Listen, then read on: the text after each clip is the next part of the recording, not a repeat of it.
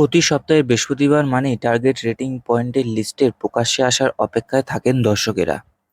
জি বাংলা হোক বা স্টার জলসা দুই চ্যানেলের সিরিয়ালের ভবিষ্যৎ নির্ভর করে এই টিআরপির তালিকার ওপরে।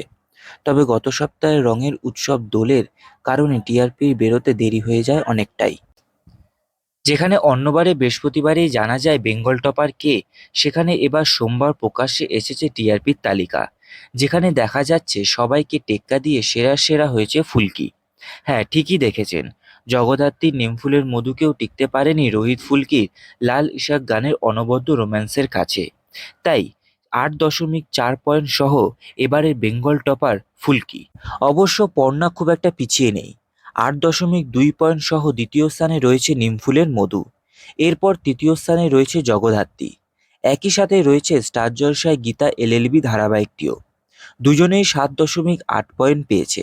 এরপর 7.2 পয়েন্ট সহ চতুর্থ স্থানে রয়েছে কোন গোপনে মন ভেসেছে। পঞ্চম স্থানে রয়েছে কথা, প্রাপ্ত নম্বর 7.0।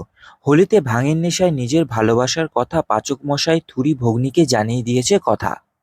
বোঝাই যাচ্ছে অনুরাগের ছোঁয়া প্রথম পাঁচে নেই, তবে 6.7 পেয়ে ষষ্ঠ স্থানে রয়েছে। চলুন এবার সেরা 10 সিরিয়ালের নাম্বার সহ তালিকা দেখে নেওয়া যাক। বাংলা সিরিয়ালের সেরা 10-এর টিআরপির তালিকা। ফুলকি 8.4 প্রথম, নিমফুলের মধু 8.2 দ্বিতীয়, জগদ্ধাত্রী ও গীতা এলএলবি 7.8 তৃতীয়, কোন গোপনে মন ভেসেছে 7.2, কথা 7.0, অনুরাগের ছোঁয়া 6.7, কার কাছে কই মনের কথা 6.2, তোমাদের রানী 5.8, জল থই থই ভালোবাসা 5.7, বধুয়া 5.5। টিআরপির তালিকা দেখেই বোঝা যায় পুরনো হলেও এখনও দর্শকদের কাছে সূর্যদীপার কাহিনীর জনপ্রিয়তা কমেনি।